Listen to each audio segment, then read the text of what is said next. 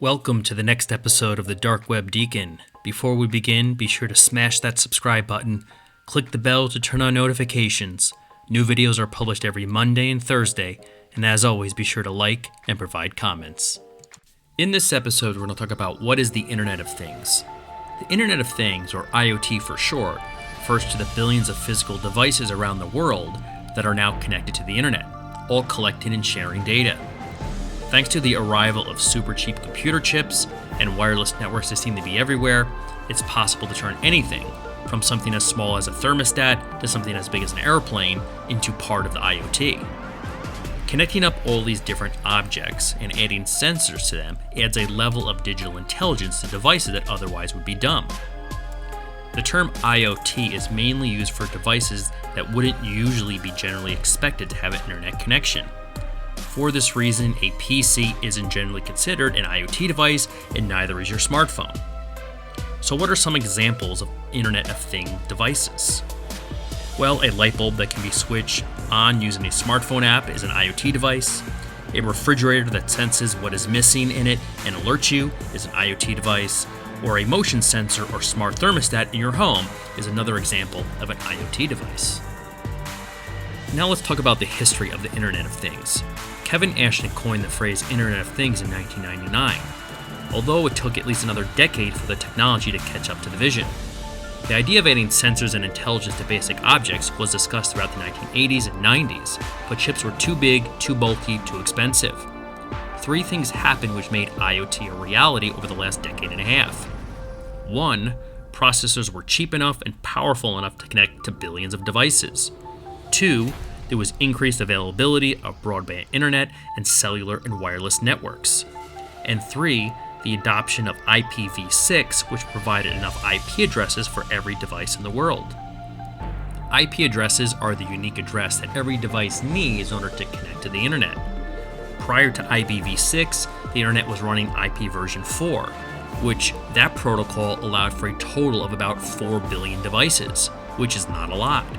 But with IP version 6, we can technically handle 340 trillion devices. So, a lot more. The IoT was initially more interesting to businesses and manufacturing, but the emphasis is now on filling our homes and offices with smart devices, transforming it into something that's relevant to almost everyone. Tech analyst company IDC predicts that, in total, there will be 41.6 billion connected devices by 2025. It also suggests industrial and automotive equipment represent a large opportunity of connected things. It also sees strong adoption of smart homes and wearable devices in the near term. So what are the benefits of the Internet of Things for consumers? Well, IoT promises to make our environment, our homes, offices, and vehicles smarter and more measurable. Smart speakers like Amazon's Echo and Google Home make it easier to play music, set timers, or get information. Home security systems make it easier to monitor what's going on inside and outside our home. Looking beyond the home, sensors can help us understand how noisy or polluted our environment might be. Self-driving cars and smart cities could change how we build and manage our public spaces.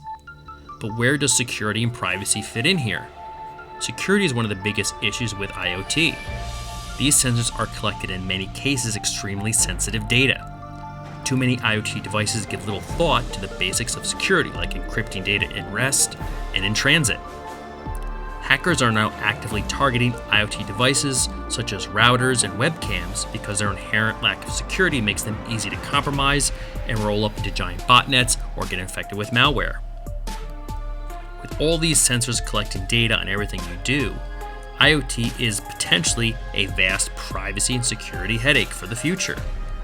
Take your smart home, for example.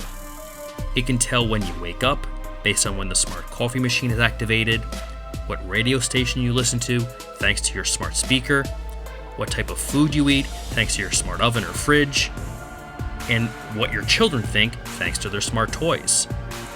While companies will make money from selling you the smart device, your IoT business model probably also involves selling at least some of that data back to marketers or to be used in future research.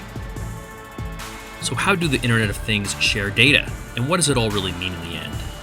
IoT devices use a variety of methods to connect and share data, although most will use some form of wireless connectivity.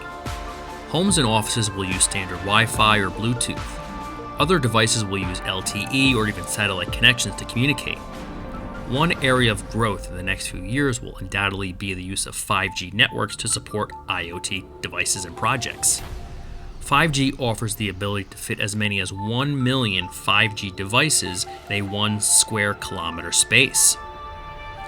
As the number of connected devices continues to rise, our living and working environments will become filled with smart products. Assuming we're willing to accept the security and privacy trade-offs, some people will welcome the new era of smart things, while others will wish for the days when a couch was just simply a couch.